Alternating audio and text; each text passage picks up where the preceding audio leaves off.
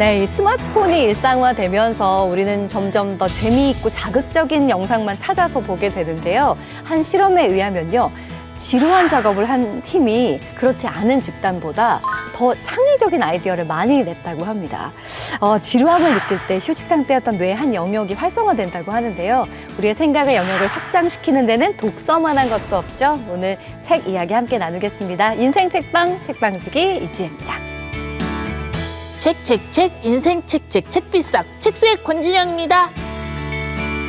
안녕하세요. 프로 지식 탐험가이자 기술, 인문, 비즈니스 쪽으로 글을 쓰고 있는 작가 이시안입니다. 네, 우리 첫 번째 코너 이시안 작가님이 준비하셨습니다. 고전 읽기 어떤 책일까요?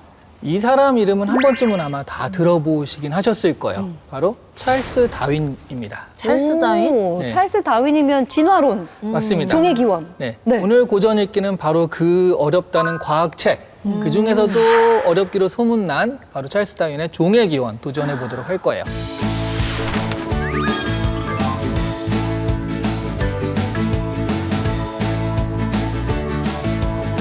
진화론이면 원숭이가 사람 됐다 뭐 이런 얘기 아니에요? 원숭이지! 많은 사람이 이렇게 생각을 하시는데 네. 사실 종의 기원에는 그런 말은 정말 1도 안 나옵니다. 그러면 일단 도대체 무슨 얘기인지, 네네. 그럼 종의 기원이 어떻게 된 건지 그 차례차례 살펴볼 텐데 첫 번째 포인트는 이 종의 기원의 뒷담화부터 좀 시작을 하도록 하겠습니다. 좋아요. 그런 게 재밌는데요. 좋아요.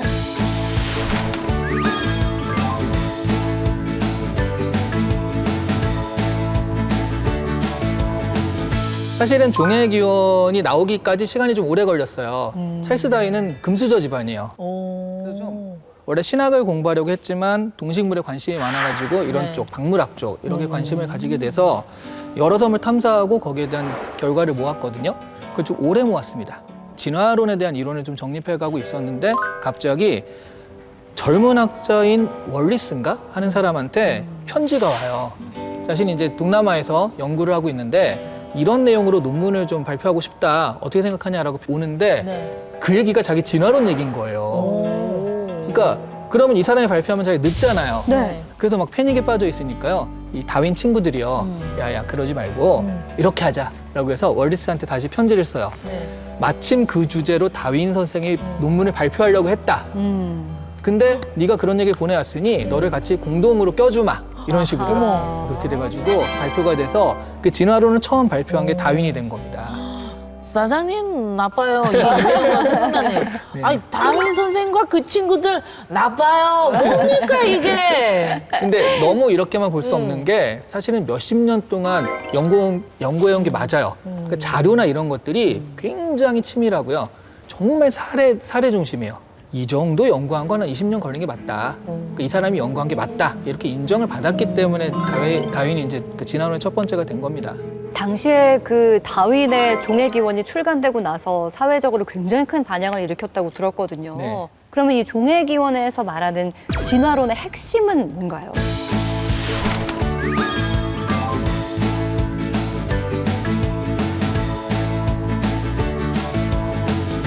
진화론의 핵심은요, 자연선택설입니다. 그러니까 자연현상에서 어떤 조그만 변화가 일어났어요. 근데 그 변화가 마침 환경에 잘 맞아요. 그러면 이 변화를 일으킨 종이 나중에 대세가 돼가지고 살아남고 그 변화가 없던 종은 사라진다. 이런 개념이거든요. 이걸 우리가 적자생존이라고 하죠.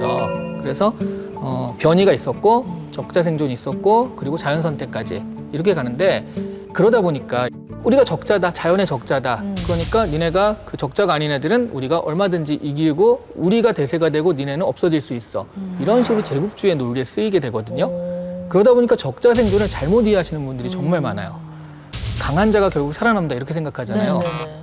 적자지 강자가 아닙니다. 강자 생존이 아니에요.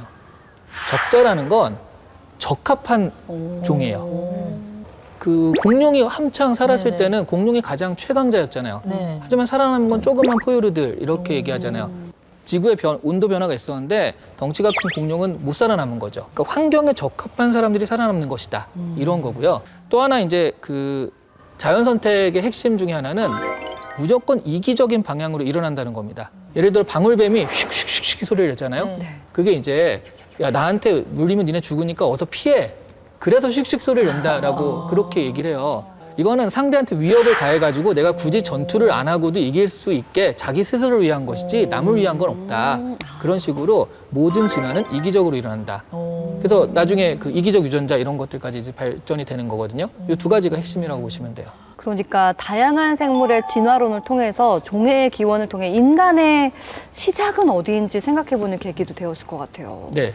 그러니까 사실은 이 종의 기원이 코페르니쿠스의 그 지동설 이후로 네. 사람들의 생각 이것들을 완전히 바꾼 계기가 되거든요. 그러니까 세 번째 포인트를 살펴볼게요.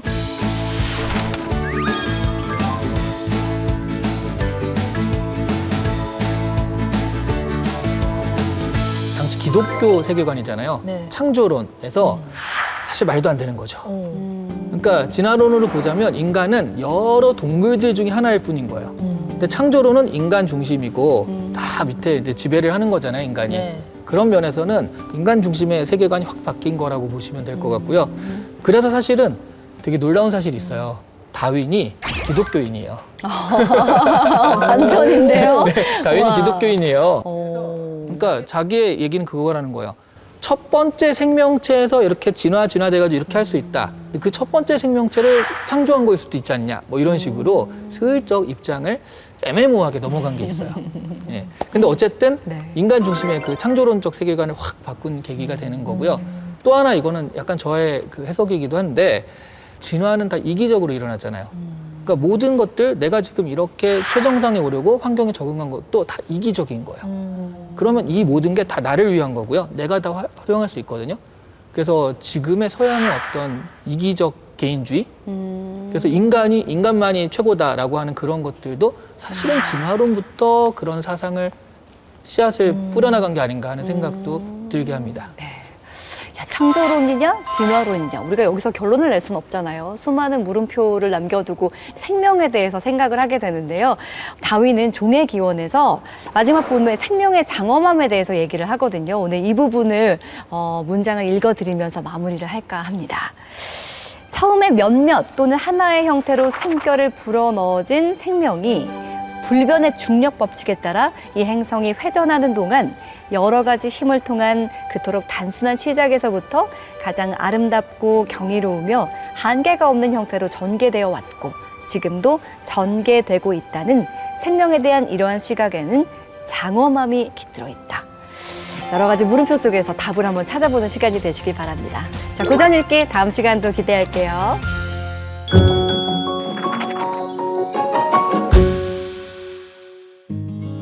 책과 인생 이야기 함께하는 인생 책방, 오늘부터는요 명사 시리즈로 함께하게 될 텐데요. 첫 번째 손님을 소개해드리겠습니다. 근데 어떻게 소개를 해야 될지 모르겠어요. 이분을 설명하는 타이틀이 너무나 많거든요. 일단은 뭐 개그맨, 뭐 배우, 강연자, 요식업계 CEO까지 정말 다재다능한 분이신데 오늘만큼은 이분을 이렇게 소개해야 될 것 같습니다. 베스트셀러의 저자시죠. 고명환 작가님 나오셨습니다. 어서 오세요. 네, 안녕하세요. 반갑습니다. 18번 고명환 축하합니다. 네, 아주 연기력이 뛰어났던 축하드립니다. 고명환 군인데요. 사람에 살다 보면 고달플 때가 많이 있습니다. 너도 그만두게? 명환아, 네가 끌려다니면서 살지 않으려면 어떻게 하면 되겠는가?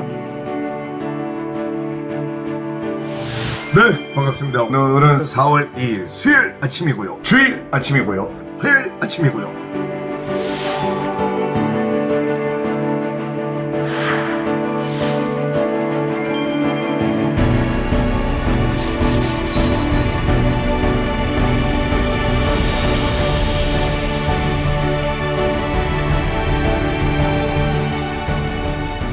아까 제가 엘리베이터에서 만났는데 분장을 안 하겠다 네. 이렇게 말씀을 하시더라고요. 이유가 있어요? 제가 2010년쯤에 락 오브 에이지라는 뮤지컬을 했는데 네. 그때 테스트 메이크업하고 뭐 하다가 네네. 뭐가 왔어요. 알러지 같은 게. 그래갖고 저는 선크림도 어떤 걸 발라도 5분 지나면 눈물이 막 나기 시작해가지고 진짜요? 야, 진짜 옥동자도 비비크림 떨어지면 집밖에 안 나오거든요. 옥동자가요? 옥동자도. 야. 근데 진짜 최고로 이렇게 선배님이신데 옥동자 선배님 그리고 우리 선배님 고명환 선배님께서 제가 처음으로 왜 분장 안 하세요 들어가기 전에 이렇게 딱 그런 얘기 하신 분이 두 분이셔. 네. 근데 옥동자 선배님은 했어 이 못생긴 놈아 이거. 아, 해도. 고명환 저는 선배님은 눈물이 나서. 눈물이 나서 안 한다. 네. 저는 메이크업하면 연예인 같을까봐 오늘 네. 작가 같은 마인드로 나왔다라고 네. 생각을 했는데 제가 멋있게 네. 얘기하느라고 연예인으로 나올 때는 메이크업을 하고 작가로 나올 때는 생얼로. 지킬의 나이드처럼. 네. 야 멋있다. 레이디 가가처럼. 네. 그래서 오늘은 작가 생얼 고명환입니다.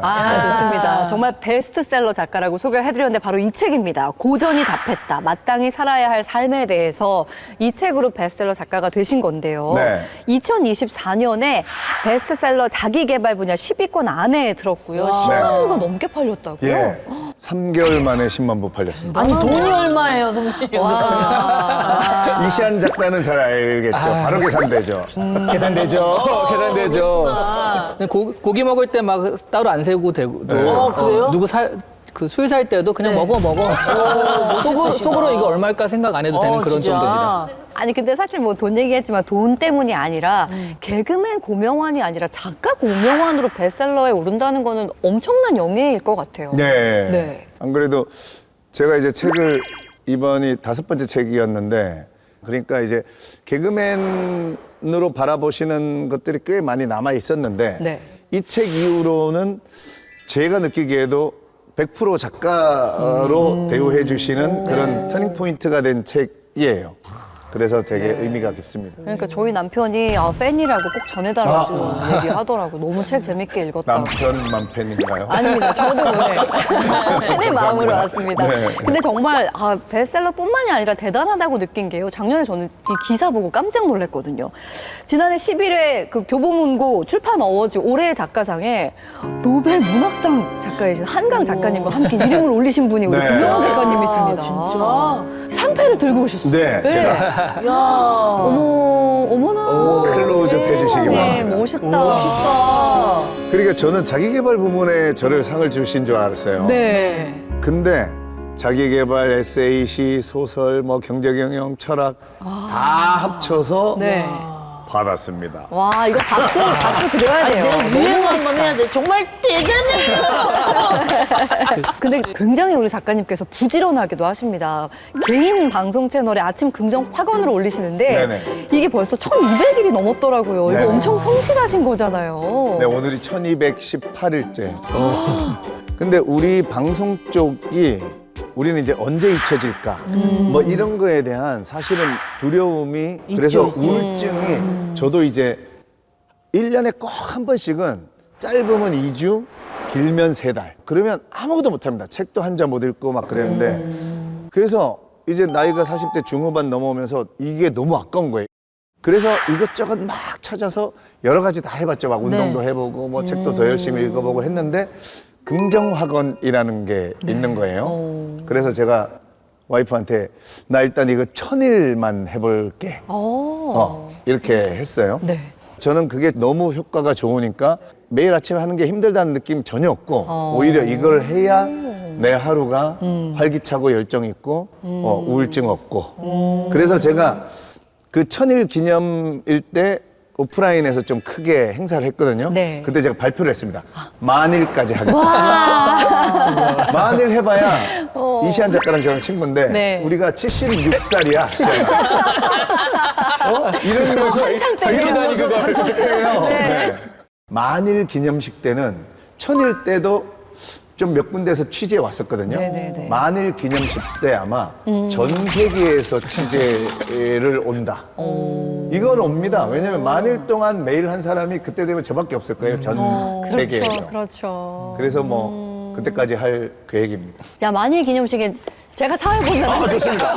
그래 70밖에 안 제가 한 되니까. 65쯤 됐을 것 같은데. 아, 좋아요. 그때 다 오시죠? 예. 시안이는 뭐 이렇게 축 글 하나 네. 낭독해주고 네. 네. 살아있으면 갈게요. 만일동지 그리고 고독의 여러분, 우린 이미 독서를 통해서 이 꾸준함의 힘을 알고 있습니다. 꾸준함을 계속 쌓아봅시다. 우리 꾸준하게 고독이로 만나요. 오늘 아직 책 소개하지도 않았는데 맞네. 자 마음이 급해집니다. 아니 네. 근데 지난번에 그 강연하는 걸 제가 보게 됐는데 네. 남한테 끌려다니지 않는 삶을 살기 위해서 행복해지려면 내가 원하는 시간에 내가 원하는 장소로 내가 갈수 원하는 있어야 사람과 된다. 가야 한다 네네. 하고 하셨는데 오늘 이시안 작가님한테 끌려 나오신 건 아닌 거죠? 뭐 친구의 방송이고 거기다가 제가 언제 국회에 와가지고 이렇게 작가로 초대받아서 사실은 저한테는 엄청 좋은 영광이고 기회의 순간이고 해서 너무 좋은 날이죠. 가고 싶은 시간에 가고 싶은 장소가 여기예요, 지금. 네. 정말 나와주셔서 저희 너무나 영광입니다. 정말 하고 싶은 말도 많고요. 오늘 굉장히 재미있을 것 같은 네. 기대가 되는데요. 어떤 책을 인생책으로 들고 나오셨을지 너무 궁금했거든요. 근데 우리 모두가 아는 책을 들고 오셨더라고요. 바로 어니스트 헤밍웨이의 노인과 바다입니다. 다들 아시겠지만 어떤 책인지 만나보고 올까요? 헤밍웨이가 생애 마지막으로 남긴 불멸의 고전 노인과 바다. 퓰리처상 수상작이자 노벨 문학상 수상에도 영향을 미쳤는데요. 바다에서 펼쳐지는 한 노인의 고독한 사투를 그린 노인과 바다. 인간의 의지와 존엄에 대한 감동의 서사를 만나봅니다. 자, 근데 이 노인과 바다는 고명환 작가님뿐만이 아니라 많은 분들이 인생책으로 꼽는 책이기도 하거든요. 네. 근데 저희가 공식 질문이 있습니다. 왜 이 책을 인생책으로 선정해 오신 걸까요? 제가 교통사고 나서 짧게 말씀드리면 저는 1초 후에 죽는다 그랬어요. 그래서 눈을 떴을 때 유언부터 하라 그랬어요. 유언하고 그래도 살아있으면 증상을 설명해 주겠다. 그 정도로 급박한 상황이었거든요. 죽음 앞에 가신 분들을 간호하신 그 호스피스 분들이 쓴 책들을 읽어보면 그분들이 공통적으로 얘기를 해요. 첫 번째, 자기 재산에 대한 얘기를 한 사람은 한 명도 없다. 그러니까 두 번째, 내가 좀 더 이 세상에 도움이 되는 방향으로 살았어도 됐는데 왜 그렇게 내 거, 뭐 내 행복, 내 돈 이런 것 때문에 살았을까? 내가 너무 결과, 그러니까 뭔가 예를 들면 개그맨으로 유재석 같은 개그맨이 되겠다, 아니면 뭐 소위 돈으로 따지면 500억 건물주가 되겠다, 뭐 이런 결과가 생겨야 행복할 거라고 생각하고 저도 그 개그맨 할 때 과정이 사실 행복하지 않았어요. 매일 밤무대 4군데씩 다니고 새벽 3시 반에 집에 오고 근데 언젠가 있을 행복한 날이 있다 그래서 저는 살았거든요. 근데 눈 떴더니 오늘 죽는데 그러니까 저 엄청난 걸 그때 깨달았어요. 그래서 이 노인과 바다를 읽고 깨달은 거는 결과가 중요한 게 아니에요. 그 뼈만 남은 머리와랑 꼬리만 있는 고기 매달고 왔잖아요. 근데도 해밍웨이가 마지막에 써놨죠. 마지막 한 줄이 노인은 사자의 꿈을 꾸고 있다. 또 다음날 87번째 나가겠다는 거거든요. 그래서 인생은 그래 결과물이 뼈만 남든 뭐든 상관은 없는 거야. 저는 이 산티아고 할아버지가 어떤 자세로 어떻게 낚시줄을 몸에 감고 어떤 얼마나의 무게감을 느끼는지를 저는 청새치를 한 90kg짜리를 잡아봤어요. 선장님한테 저 더 이상 죽으라 그래도 저 이상은 못 감겠어요. 근데 이거를 안 감으면 텐션이 이렇게 느슨해지면 바늘이 빠진다는 거예요. 그리고 청새치 낚시할 때 죽어도 좋다는 각서를 쓰고 해요. 왜냐하면 청새치는 앞에 뾰족한 빌이라고 창이 있잖아요. 걔가 배 위로 뛰어 올라요, 마지막에. 근데 이게 너무 무거우니까 내가 욕심이 있어서 잡고 있잖아요. 그러면 바다로 끌려가, 청새치한테 끌려서. 그래서 우리를 하네스라는 걸 채워서 기둥에다가 묶어놔요. 그러니까 이렇게 뛰어오면 이거는 피할 수 있는데 몸은 못 피합니다. 그래서 그런 사고가 나도 좋다는 걸 써요. 근데 내가 90kg짜리도 그랬는데 이 노인이 건 청새치는 750kg 오버예요. 결과 뼈만 남아도 돼. 난 지금 과정이 좋아. 이거를 너무 느끼게 해준 책이어서 하루하루를 제가 행복하게 살 수 있게 만들어준 책이라 제가 노인과 바다 인생책이다 한 겁니다. 좋습니다. 자, 우리 모두가 아는 노인과 바다인데 어떤 이야기들이 삶의 이야기로 펼쳐질지 키워드를 통해서 살펴보겠습니다. 자, 고명원 작가의 책과 인생 이야기 첫 번째 키워드는요. 바다에서 펼쳐지는 노인의 고독한 사투입니다. 노인과 바다의 줄거리를 딱 한 줄로 얘기하라면 바로 이 문장일 거라는 생각이 좀 들거든요. 우리가 그 청새치를 무슨 고난, 어려움이라고 했을 때 고난과 어려움을 대하는 자세가 그냥 뭐 다른 게 없잖아요. 실망스러운 결과를 받아들일 수도 있지만 그 어려움을 지금 현실에 살아내는 것 그런 걸 느낄 수 있어가지고 맞습니다. 이게 나이가 들수록 더 가슴 아픈 그런 책인 것 같아요. 그러니까 어릴 때 읽고 다시 읽었는데 좀 부끄러운 마음이 들었거든요. 네. 왜냐면 어렸을 때 저희 집 가훈은 최선을 다하자였어요. 근데 지금의 저의 어떤 모토는 무리하지 말자. 할이나 너라 무리하니까. 근데 이 노인은 자기가 잡을 수 없는 너무 버거운 상황이었는데도 끝까지 청새치를 포기하지 않고 달고 오거든요. 네. 근데 이렇게 묵묵하게 자기를 하는 노인을 보면서 참 울림이 컸어요. 네. 그리고 사실 이 산티아고 할아버지가 우리가 생각하는 그런 슈퍼맨이 아니에요. 중간에 보면 괜히 왔다, 후회된다, 괜히 멀리 왔다, 소년이 있었으면 좋겠다. 네. 우리랑 똑같습니다. 연약하고 나약한데 그래서 혼잣말 엄청 하죠. 산티아고 할아버지가 내뱉는 게 제가 매일 아침 긍정화가를 하는 거거든요. 나 할 수 있다, 할 수 있다. 이렇게 하면서 그 헤쳐나가는 이 할아버지의 모습이 또 너무 귀엽기도 해요. 네. 그리고 고통이 왔을 때 약간 슈퍼맨으로 변해요. 결국 상어가 나타났을 때는 정말 거기 있는 모든 거를 가지고 상어를 때려잡잖아요. 한 3마리인가를 죽이잖아요. 인간은 극한의 상황에 도달하면 나도 몰랐던 능력이나 생각들이 막 뛰어나거든요. 시절이 좋을 때는 사실 우리 인간이 아무리 뭘 최선을 다해보려고 해도 안 나오거든요. 정말 이 대한민국의 위기일 때 자기의 어떤 천재성을 찾을 수 있는 기회다. 그거를 알고 싶으면 노인과 바다를 한번 읽어보셨으면 좋겠다 하는 생각입니다. 그렇게 마음에 울림을 준 이 책에 기억이 나는 문장이 있다면 하나 소개해 주시면 좋을 것 같아요. 전 세계인들이 좋아하는 문장은 인간은 파멸당할 수 있을지언정 패배하지 않아 이 말인데 그 말도 늘 울림이 있죠. 있는데 저는 이 부분을 읽어드리고 싶어요.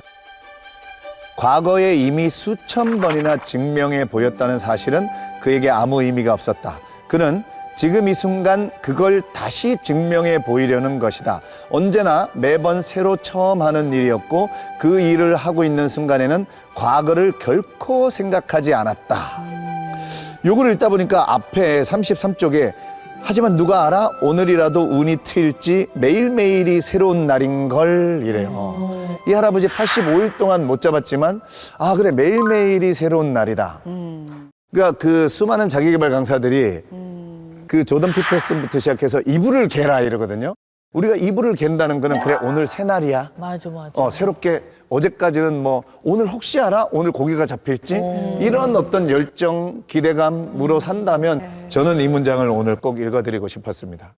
근데 이 해밍웨이가 자기의 자전적 이야기를 담은 책들을 많이 썼거든요. 우리 네. 이시안 작가님 이 책도 이 모티브가 된 사람이 있다고 들었어요. 그게 약간 반론도 있어요. 오. 그렇지 않다. 그냥 일반적인 얘기를 쓴 것이다 라고 했는데 여기서 알려진 일화가 너무 낭만적이어서 전 세계적으로 알려져 있는데 그러니까 쿠바에 해밍웨이가 살았거든요. 술집에서 자주 만나서 술잔을 기울이던 어부가 자기가 한 53일 동안 고기를 못 잡았다가 그리고 한 6마리 잡아오는데 상어떼에 다 뜯겼다라고 얘기를 한 거예요. 네. 그 얘기를 좀 내가 써도 되겠냐 그랬더니 아, 뭐 쓰라고 대신 여기 있는 거 술이나 좀 사라 그랬더니 그걸 샀어요. 나중에 해밍웨이가 가가지고 한 2만 달러를 줬대요. 그걸 쓰게 해줘서 고맙다. 그때 2만 달러면 그 미국에서 차를 12대 정도 살 수 있었다고 합니다. 그러니까 처음에 그 어부가 야 괜찮아 내가 그냥 그때 밥 샀잖아 그거를 퉁쳐라고 했는데 해밍웨이가 뭐라고 했냐면 내가 번 돈에 비하면 이건 푼돈이다. 그냥 가져라 라고 해서 그 어부가 그걸로 고기잡이 배를 샀대요.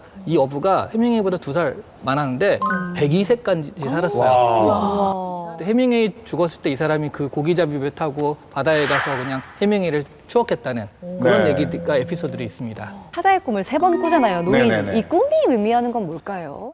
뭔가를 향해서 계속 한 발짝 나간다는 거. 그러니까 사자의 용기, 사자의 마음 그런 거죠. 내가 그 어떤 시련이 닥쳐와도 나는 내일 또 나갈 거야. 그게 사자의 꿈의 의미입니다. 네. 저는 녹슬어 사라지지 않고 닳아서 사라지겠다. 이 말을 너무 좋아해요. 네. 내가 뭐 건물 세워놓으면 나는 은퇴하고 그냥 이렇게 맞아. 녹슬어가는 느낌으로 산다면 그냥 가만히 뭐 이렇게 보면서 즐기는 게 행복이 아니더라고요. 너무 멋진 철학을 담고 있습니다. 자, 두 번째 키워드 살펴볼까요? 자, 두 번째 키워드는 바로 나로 살아가기입니다. 우리 작가님께서 지금의 모습으로 살아오기까지의 과정이 굉장히 궁금합니다. 네. 개그맨으로 일단 이름을 알리셨잖아요. 그런데 개그맨은 어떻게 시작하게 되신 거예요? 그러니까 저는 경북 상주라고 완전 시골에서 네. 태어났는데 상주곡감. 아. 거기는 지금도 영화관이 없어요. 그런 데서 그러니까 제가 졸업한 고등학교에서 연극영화과를 제가 36년 6회인데 연극영화과의 첫 합격자예요. 근데 어릴 때부터 친구가 왜 교회에서 문화개방 하니까 너네 놀러와 이러잖아요. 네. 그러면 야 그거 나도 시켜줘. 이래갖고 내가 심영래 형님 흉내 내고 막 이랬어요. 그러니까 난 막연하게 무대 위에 올라가고 싶다. 그래서 삼수까지 해서 연극영화과를 갔고 네. 그 다음에 이제 방송국 들어와서 저는 이제 제 길을 잘 가고 있다고 생각한 거예요. 근데 그 뒤로 제가 책을 읽다 보니까 너 요리를 잘했잖아. 그리고 내 안에 수많은 가능성이 중첩돼 있는데 내가 책을 읽다 보니까 야 명환아 너 메밀국수라는 브랜드를 만들 수가 있어라는 게 막 계속 관찰이 되는 거예요. 그리고 관찰이 확신이 됐고 2014년에 메밀국수집 차렸죠. 근데 내 인생의 후보 중에 네. 작가는 아예 없었어요. 네. 만약에 지금부터 네. 피겨스케이팅을 배우셔서 트리플 악셀 연속 3번 성공해서 김연아 선수처럼 금메달 따오세요 이러면 전혀 상관없는 삶이죠. 그거보다 더 상관없었다고 생각한 게 내가 작가가 되는 거였어요. 근데 자기계발서는 쓸 수 있겠는데 이런 게 어느 날 이렇게 탁 그래서 쓴 거예요. 자기계발서를. 어쩌면 책을 안 읽었다면 전혀 내 안에 있었던 거를 몰랐을 텐데 책을 읽으면서 내 안에 있었던 진짜 나들이 막 이렇게 나타나는 게 저는 너무 좋은 거예요. 저는 좀 진영 씨의 증언을 듣고 싶어요. 개그맨으로 처음 이렇게 선배님 봤을 때 네. 그때 선배님은 어떤 분이셨어요? 그냥 몇 너무 년도 데뷔하셨죠? 저 2002년 데뷔입니다. 와, 내가 제일 네. 핫할 잘 때. 나갈 때. 아, 그죠? 너무 좋아했던 코너가 그 와룡봉추. 네. 나나나나 이거면 네. 사람이 살다 보면 이거 네. 있잖아요. 이렇게 한번 보여주세요. 와룡봉추로 이렇게 실물 영접하고 싶습니다. 와룡봉추 2가 그거야. 네. 따라라라. 여러분들 세상을 산다는 거는 그렇게 어려운 일이 아닙니다. 뭐 이러면서. 네. 너무 오랜만에 신기하다. 네. 그러니까 제가 이제 2000년부터 문천식 씨랑 와룡봉추로 유명해지기 시작하면서 그러면 진짜 바쁘셨겠어요. 네. 네. 그러니까 제가 그때 알람을 맞출 때요. 4시간을 자면 너무 행복했어요. 보통 일어나야 될 시간이 한 2시간 반, 3시간 후에 일어나야 됐어. 늘.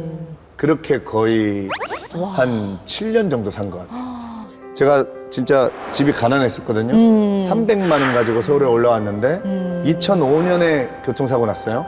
그때까지 서울에 집을 2채를 샀어요. 이야. 근데 핵심은 하루가 행복하지 않았다는 거. 그리고 제가 산 집에서 하루도 안 잡았어요. 바빠가지고. 아니 나중에 있을 행복한 날에 그러니까 이제 그때가 34살 때니까 네. 난 결혼할 상대자가 생기면 네. 요 집 어디인가에 가서 행복하게 그때 입주해야지.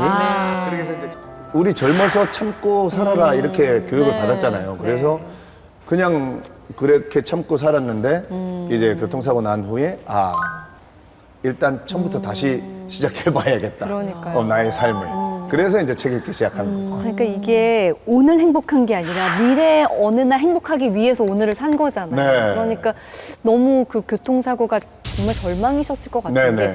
그 사고 나셨다는 얘기는 들었는데 어느 정도 심각했던 걸까요? 그러니까 2005년에 KBS 해신이라는 드라마가 있었어요. 네. 그거 찍고 올라올 때 서해안고속도로 완도에서 촬영을 해가지고 그때 우리가 카니발을 다 타고 다녔는데 네. 정말 촬영 시간을 맞추기 위해서 190km로 달리는 거예요. 모든 차들이. 네.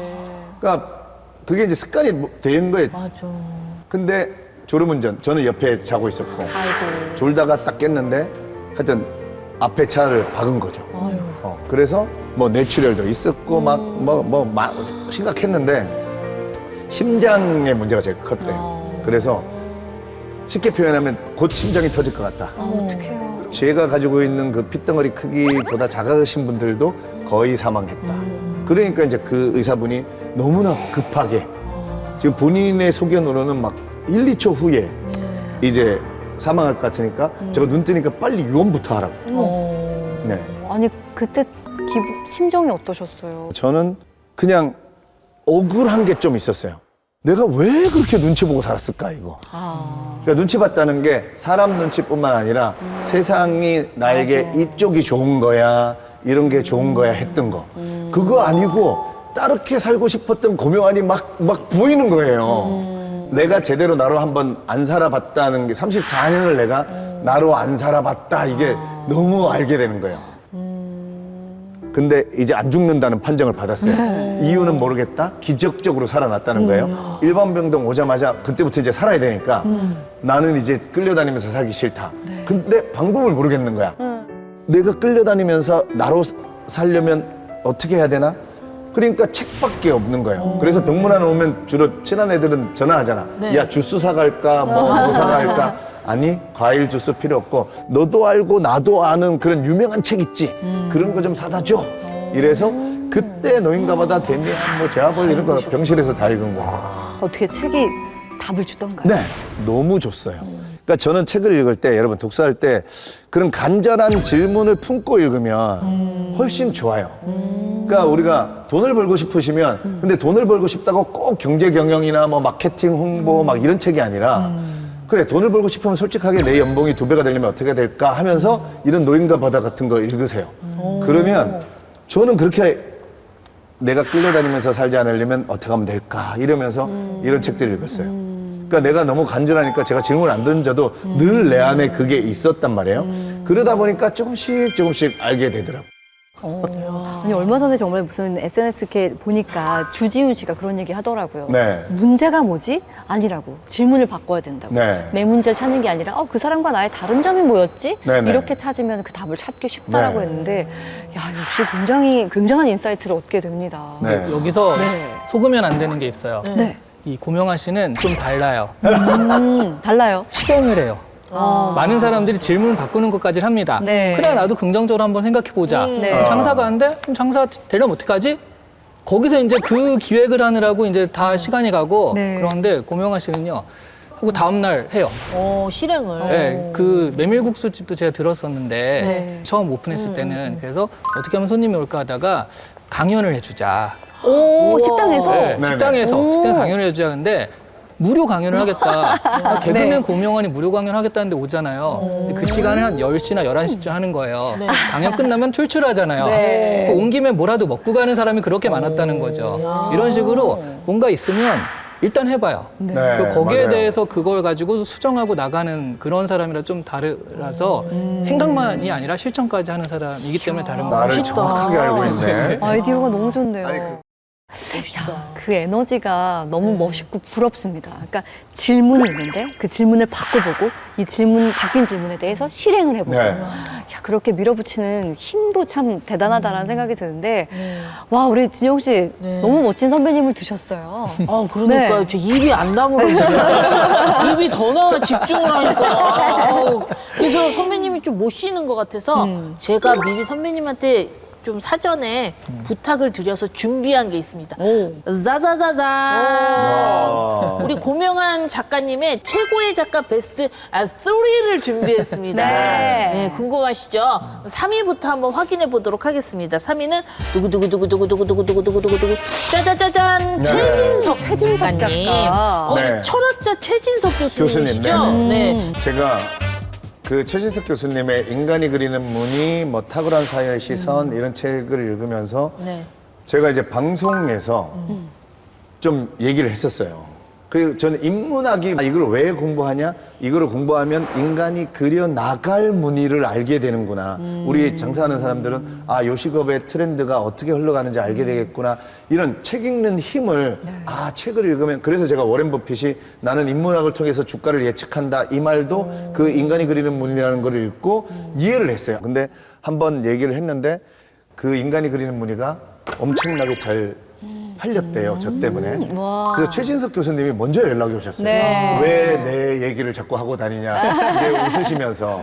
그래서 최진석 교수님하고 친해져가지고 네. 고명환 씨는 인간이 느낄 수 있는 최고의 쾌락을 제일 고급진 쾌락을 이제 알아버렸기 때문에 고명환 씨 인생에서 역경이 있고 시련이 있겠지만 반드시 다 헤쳐나가고 아마 다 잘 될 거다.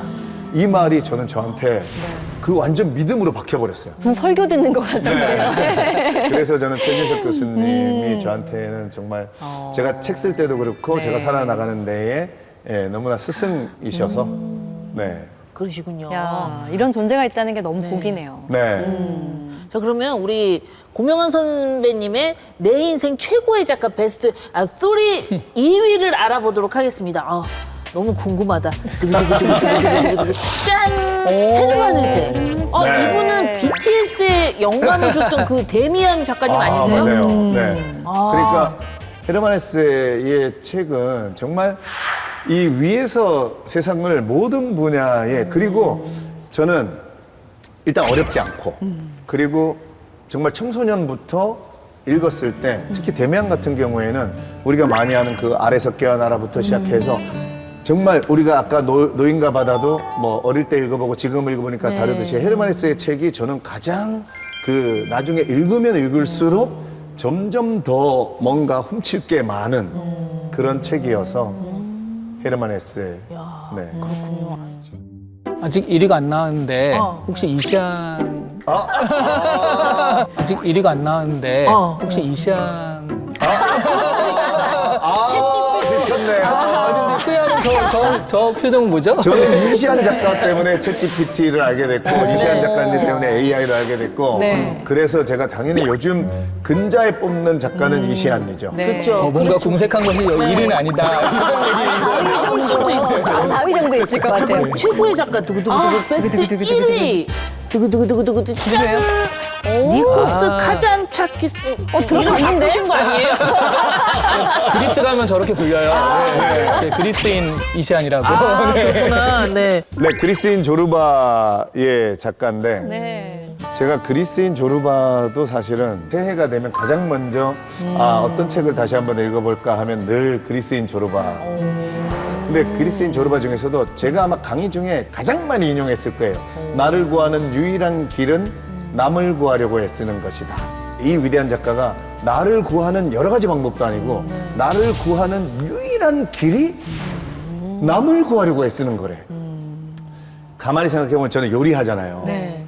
내가 먹으려고 할 수만 있으면 내가 먹으려고 눈 감고 몰래 김밥을 싸봐요. 하나도 안 설레요. 근데 내가 예를 들면 우리 엄마 아빠가 뭐 맞벌이를 하셔요. 근데 내가 뭐 어떤 셰프들 거 보다가 나도 김밥 한번 싸봐야겠다. 그럴 때 가만히 생각해보면 그 쌀 때 엄청 설레잖아요. 그러네. 그러니까 나를 위해서 뭐를 하면 별로 안 설레다. 맞아요. 내 메밀국수로 오시는 고객들에게 뭔가 기쁨도 주고 맛도 주고 건강도 줄 수 있으면 그러려면 어떻게 하면 되겠는가 요러고 뭔가를 만들어가고 있으면 제가 행복하더라는 거죠. 그래서 저의 하루하루를 행복하게 해준 작가입니다.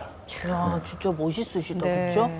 그러면은 이게 활동하시면서 우리 선배님이 뽑으신 최고의 개그맨 베스트 3도 있을까요? 얘는 진짜 천재다. 천재다. 싶었던- 천재라고 얘기하니까 당연히 있죠. 바로 얘기할 수 있어요. 네. 최양락, 김수용, 김경식. 그렇죠. 정말 천재들이에요. 그래요. 최양락 형님은 예전에 아이디어 하실 때 최양락 형님 총각 때 네. 국어 사전을 늘 들고 다녀요. 그래서 제일 먼저 아이디어 할 때 어떻게 하시냐면 국어 사전을 가지고 가서 그냥 이렇게 아무데나 팍 펴요. 네. 그리고 이렇게 탁 찍은 다음에 그 단어를 써놓고 그거 가지고 이래요. 그래서 형 이거는 어떻게 하는 거예요? 그랬더니 본인은 어떤 단어로도 웃길 수 있다는 자신감이 있대. 와, 나는 천재네요. 그게 너무 좋았어요. 이게 나는 어떤 단어로도 웃길 수 있는 자신감이 있기 때문에 네. 물론 실패할 수도 있지. 그래서 저도 그 뒤로 나는 어떤 소재로도 웃길 수 있다. 이거를 계속 제가 볼 때는 선배님도 1인자 중에 그러게요. 한 명이십니다. 네. 그리고 지금 이렇게 우명달 우리 명한이가 달라졌어요. 나는 진짜 웃기기만 했던 우리 명한 선배님이 이렇게 깊이 있는 작가님이 되셨구나라는 생각에 지금 여기 닭살이 돋아요. 네. 다시 한번 박수 부탁드립니다. 너무 멋있습니다. 네. 야, 우리 고명환 작가님과 함께 책과 인생 이야기 나누고 있습니다. 마지막 키워드 볼까요? 자, 마지막 키워드는 고전이 답했다입니다. 우리 작가님의 책 제목이기도 한데요. 이 책을 읽고 나서 고전을 읽기 시작했다라는 분들이 많이 계시더라고요. 네. 이 책에 보면 마지막 페이지 보면은 책 속에서 언급한 고전 리스트들도 나오는데 네. 이렇게 뭔가 많은 분들이 고전에 대해서 다시 관심을 갖게 된 걸 보면은 굉장히 작가로서 뿌듯하실 것 같아요. 네. 제가 여러분들에게 이제 독서를 많이 하시는 분 중에 특히 이시안 작가 같은 경우에 그럴 수 있어요. 자기계발서는 읽을 필요 없다. 이런 분들 많습니다. 맞는 말이기도 해요. 저는 네네. 이해합니다. 뭐냐면 저도 자기계발서 썼어요. 읽으셔야 됩니다, 많이. 네. 자기계발서는 우리는 1년 내내 뭔가 열정이 가득하지 않잖아요. 그렇죠. 그러니까 내가 열정이 좀 떨어졌을 때 그럴 때에 내가 뭔가 열정을 일으키기 위해서 읽는 게 자기계발서예요. 우리 같은 동기부여 강사들도 우리가 하는 말에 깨달음이나 지혜 많지 않아요. 우리는 북돋아줄 뿐이에요. 그래서 제 책을 읽으면 고전에 대한 지혜나 고전을 해석해 놓은 거 전혀 없습니다. 근데 대신에 말씀하신 것처럼 제가 DM을 많이 받는 게 작가님 책 읽고 고전이 읽고 싶어졌다. 그 용도로 쓴 책이고, 근데 고전은 그런 거예요. 수천 년, 수백 년 동안 우리 인간들이 읽어보고 내 삶에 적용해 보니까 너무 좋더라라고 한 책들이 살아남은 거거든요. 그러니까 제가 고전은 모양이 없다 이렇게 써놨는데 아마 특히 우리 한민족은 우리 잎새이는 바람에도 나는 괴로워했다. 예를 들면 사업하시는 분들, 아니면 사랑 때문에 힘든 분들, 아니면 그냥 삶에 힘든 분들, 이런 분들이 잎새이는 바람에도 나는 괴로워했다. 이 한 문장 가지고 얼마나 많은 위로를 받고 또 헤쳐나갈 수 있고 저는 그렇다고 생각하는 거예요. 그러니까 모든 고전이 정확하게 답이 하나만 있는 게 아니라 모양이 다 다르기 때문에 내가 읽으면 나에게 맞게 해석이 되고 그 해석으로 또 내 삶에 적용을 해서 내가 이 세상을 살아갈 수 있도록 그렇게 구성되어 있는 게 고전이에요. 이러다가 딱 깨달으면 그때 변하더라고요. 그래서 고전이 다 그런 식으로 우리가 넛지라 그러죠.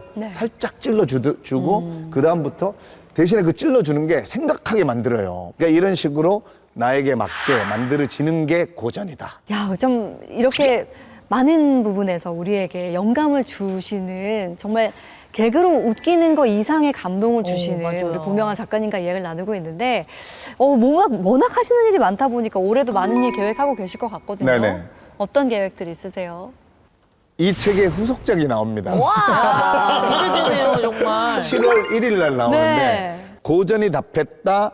마땅히 가져야 할 부에 대하여. 부에 대하여. 이야, 저 예약되네요. 막국살 거야. 바로.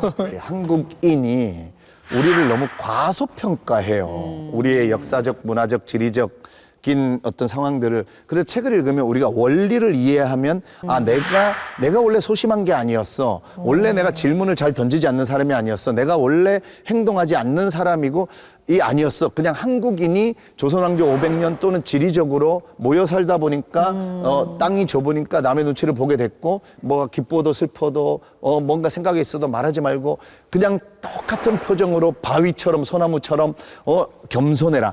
그래서 저는 제 책의 한 줄로 표현하면 제발 과대평가합시다. 나를. 저는 미국의 힘이 과대평가의 힘이라고 생각해요. 왜냐하면 미국의 정서를 보면 그 친구들 보면 굉장히 작은 능력 가지고 엄청 자기가 작은 거 해놓고 막 엄청 잘했다 그러죠. 맞아. 근데 그렇게 믿어버리는 거거든요. 그 믿어버리는 힘이 나는 엄청 크다는 거예요. 네. 서양의 발레는 과대평가야, 그지? 발레, 봐봐. 나 좀 봐줘, 이거잖아. 나 좀 봐봐. 일단 옷을 안 입잖아. 나 좀 봐봐. 그리고 계속 펄쩍펄쩍 뛰죠. 나 좀 봐봐. 근데 여러분, 우리나라의 춤 봐요? 조지훈 시인의 승무 봐봐요. 파르라미 깎은 머리 박사고깔에 감추오고 우리 일단 감춰 펄렁펄렁한 옷으로 감춰 그리고 춤도 이렇게 우리는 중력에 순응해. 내가 원래 소심한 게 아니고 이거는 한국인의 DNA구나. 그러니까 내가 도전하고 뭔가 개척하는 거는 나 안에 있다. 저도 50에 이 생각에서 외화 보려고 해본 적 있어요? 외화. 외화는 내 돈 안 같아요. 외화는 반도체, 조선, 자동차 이런 거 수출하는 사람들이 외화 버는 거지. 그렇지. 아니 지금 여러분 7, 80, 90년대 그렇다 칩시다. 지금 개인이 뭘 해도 외화를 벌 수 있어요. 당장 벌 수 있다. 그래요? 제가 이 생각을 하자마자 그래 내가 출판사에도 얘기했어요. 아니 왜 내 책을 국내에서만 팔려고 합니까? 제 책 중에 처음으로 5개국에 수출됐다. 근데 이 생각의 결과야. 나는 왜 외화를 보려고 안 해봤을까? 이런 게 이제 우리를 나도 모르게 내가 가소평가하고 있다는 자체를 몰라요. 그거를 좀 깨트려주고 싶다가 제 올해의 목표이고 그거를 쓴 책입니다. 예약? 예약 구매 해야겠습니다. 예약했어요. 야, 네. 진짜 생각도 못했어요. 그죠? 외화 보려고 안 해봤죠? 네, 질문을 던져본 적이 없는 거죠. 진짜 겸손 겸양이 우리의 미덕이었잖아요. 네네. 그러니까 외국인들이 우리나라 사람들 보면서 너무 특이하다 느끼는 게 그거래요. 네. 아, 너 오늘 진짜 예쁘다 그러면 아니야. 그거를 되게 신기하게 예쁘다는데 보더라고요. 뭘 아니냐 네. 이렇게 되게 놀라워한다고 그러니까 하는데. 땡큐 이러면 되는데 그러니까요. 우리는 땡큐를 못한다. 네. 아유, 뭐 무슨 소리야. 아니, 그러니까 이러잖아. 제가 아는 회사 회장님이 네. 책을 많이 읽으시는 분인데 회사에서 이거를 금지시켰대요. 김대리가 이번 프로젝트 잘해가지고 우리 회사 매출이 엄청 올랐어. 너무 잘했어. 이러면 그 김대리가 아닙니다, 아닙니다 하니까 결국 아니게 되더래. 그래서 감사합니다. 제가 좀 했습니다. 다음에도 잘해보겠습니다. 이렇게 아예 매뉴얼을 만들어줬대요. 그래야 김대리가 계속해서 잘한다는 거야. 진짜로 아닙니다 하잖아요. 이게 말의 힘이 엄청난 거예요. 맞아요. 아닙니다 됩니다. 그래서 겸손은 제가 볼 때 손흥민 선수 정도 되면 연봉이 몇백억 정도 되고 손흥민 선수 되면 아 이번 결승골 넣으셔서 우리가 우승한 거 아닙니까? 이러면 아니요. 전 국민들의 응원과 코칭 스태프들의 희생과 우리 선수들의 손흥민 정도 되면 우리가 선진국 정도 되면 그때 겸손합시다. 네, 우리의 가능성을 과소평가하지 않고 네. 넓은 시야를 통해서 우리의 가능성도 더 넓혀갔으면 좋겠다라는 생각을 하게 됩니다. 야, 오늘 너무 재밌네요. 오늘 인생책으로 노인과 바다를 통해서 이런 가르침을 얻을 수 있다는 게 너무 놀라웠는데 이 책을 통해 꼭 전하고 싶은 메시지가 있다면 뭐라고 정리할 수 있을까요? 세계인들이 가장 좋아하는 문장이 인간은 파멸당할 수 있을지언정 패배하지 않아. 그래서 제가 패배라는 단어를 찾아봤더니 여러분 이기고 지는 거는 그거는 인생의 그냥 과정이에요. 배짝 안 좋은 단어더라고. 달아날 지고 달아날 배야. 그래서 사람이 이렇게 등지고 앉아 있는 것처럼 돼 있어요. 가장 거리가 먼 그 도착지가 내 등 뒤다. 그러니까 내가 뭔가에 도전했다가 등져버리면 그거는 영원히 도착 못하는 곳이거든요. 파멸은 지구가 그냥 없어지는 거. 이건 어쩔 수 없는 거잖아요. 그거 아니면 그러니까 지구가 없어지는 거 아니면 나는 나가겠다. 이게 저는 노인과 바다의 가장 그래서 세계인들이 가장 사랑하는 문장. 패배. 패는 괜찮다. 배하지 말자. 달아날지 말자. 우리는 그냥 또 한 발짝 나아가면 된다. 네. 이 메시지를 전하고 싶습니다. 아, 내가 등 돌리지만 않으면 언제나 봄은 그 자리에 다시 네. 온다. 네. 야, 너무 멋진 메시지입니다. 와, 우리 진영 씨. 개그의 선배가 아니라 작가님으로서 오늘 만났잖아요. 어떠셨어요? 와, 이게 살면서 이렇게 보면 아우 왜 이렇게 살맛이 안 나지 이게 밍밍해 막 이런 생각 나만 하나?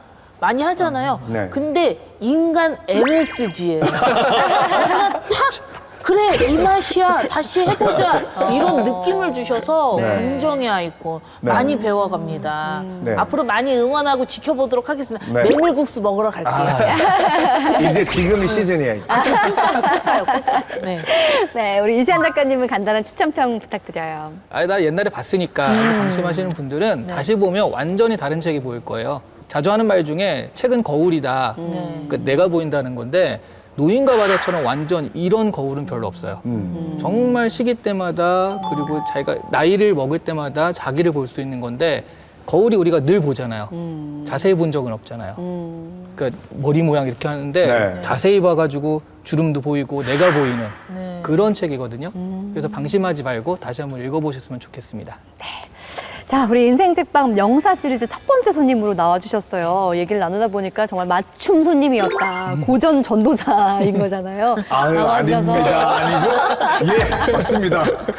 네, 오늘 뵙게 돼서 너무 저는 좋았는데 어떠셨는지 시청자 여러분께 한 말씀 해주세요. 역시 그 예상치 못한 이런 날들 기대감, 설레임이 있는 게 너무 좋았다. 네. 그리고 사실 이시안 작가하고는 사실 술 먹으면서 얘기만 해봤지 이런 식으로 정식 프로그램을 한 적은 없었는데 또 제가 사실 이번 책 썼다 했잖아요. 네. 책을 언제 쓴대요? 네. 비슷할 때 시작했어. 근데 쟤는 이미 팔고 있더라고. 진짜 빠르게 쓰세요. 야, 정말 이시안은 천재다. 근데 오늘 이렇게 만나니까 좋고, 권진영 후배는 오랜만에 만났어요, 정말. 그래서 예전에 방송할 때는 그래도 왔다 갔다 하면서 자주 보고 있는데, 오늘 또 이렇게 만나니까 또 나 때문에 지금 막 눈 보니까 지금 책 이제 읽고 싶어서 난리가 나. 이게 현대판 모닥불이 TV가 아니야. 현대판 모닥불이야. 그래서 오늘 뭔가 뿌듯합니다. 내가 불을 지폈다는 느낌이 있어서. 한 명 정도했어. 한 명 정도했어. 오늘 이재한 아나운서 만나본 느낌은 어떠세요? 그러니까 저도 이제 그 만회 때 저 부르시려면 네. 앞으로 이제 인연 계속 해야 되잖아요. 저는 뭐 사실은 사회자에 따라서 이게 말 나오는 게 정말 다릅니다. 근데 나도 모르게 오늘 내가 국회에서 이렇게 언성 높여서 얘기할 줄 몰랐어요. 실망하신 줄 알았어. 저한테 얘기를 잘 끌어내 주셔서 야. 너무 감사합니다. 아닙니다. 않겠습니다. 네. 감사합니다. 아, 정말 오늘 고명환 작가님을 통해서 나의 인생에 대해서 한 번 더 돌아보게 되었습니다. 우리 각자는 정말 자신만의 바다에서 정말 큰 청새치를 잡고 상어와 싸워가며 매일매일 고군분투하고 있잖아요. 하지만 스스로에게 질문을 던져가면서 그 질문을 찾는 지혜를 우리가 책 속에서 발견할 수 있었으면 좋겠습니다. 오늘 좋은 울림 주셔서 너무나 감사합니다. 고명환 작가님과 함께했습니다. 고맙습니다.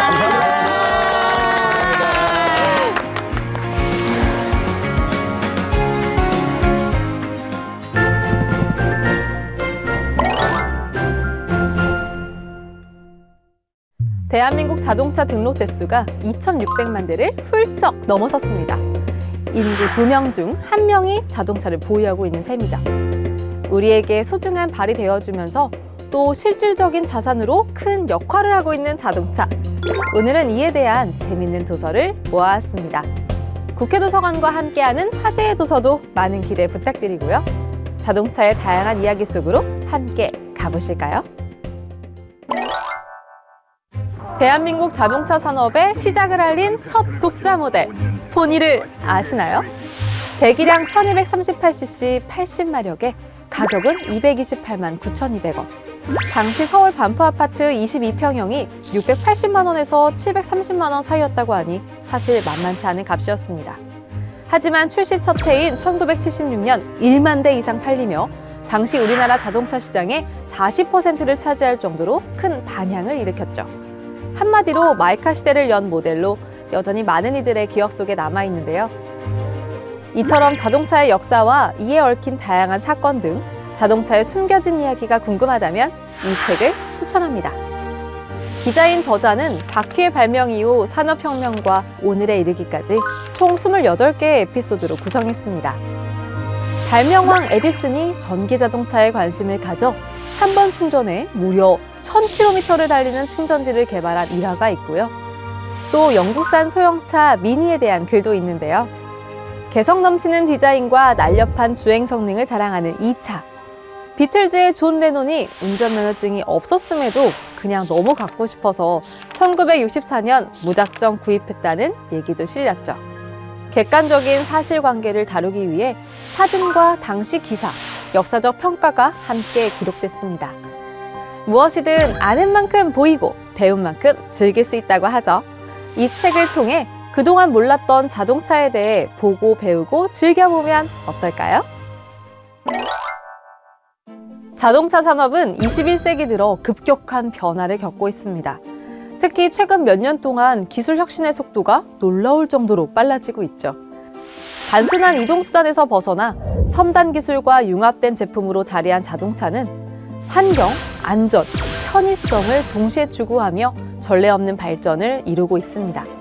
일례로 10여 년 전만 해도 미래 연료차라고 여겨지던 전기차와 수소차는 이미 시장에 진입해 전통 가솔린차의 위치를 위협하고 있는데요. 자율주행차 역시 곧 상용화될 것이란 기대가 나오죠. 이뿐만 아니라 UAM, 도심 항공교통도 데뷔를 앞두고 있는데요. 과연 앞으로 5년 뒤, 또 10년 뒤에 우리가 만날 자동차의 미래는 어떨까요? 그 해답이 이 책에 있습니다. 서울시와 서울디자인연구소가 약 5년간 국내외 100여 명의 전문가와 스마트 모빌리티에 대한 연구를 진행, 그 과정과 성과를 집약해 놓았는데요.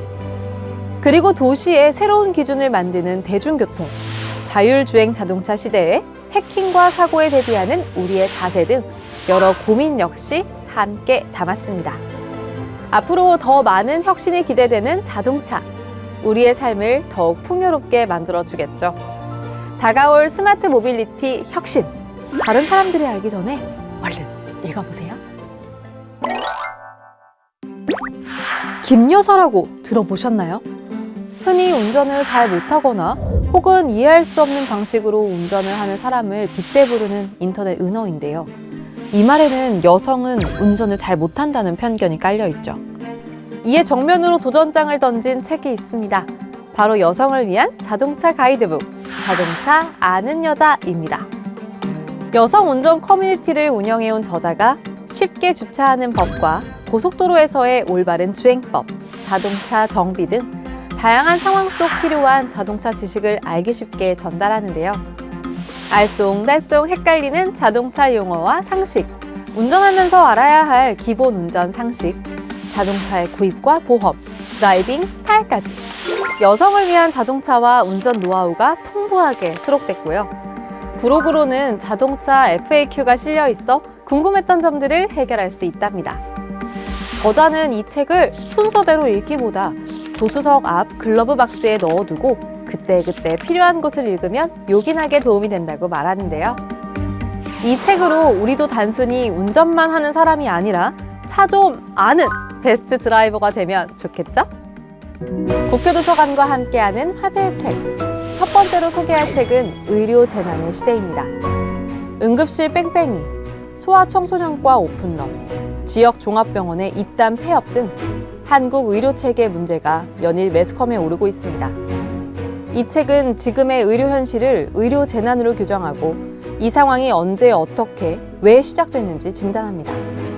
벼랑 끝에 선 한국 보건의료를 구출하기 위한 시급하고도 현실적인 대책, 의료 재난의 시대를 통해 확인할 수 있습니다.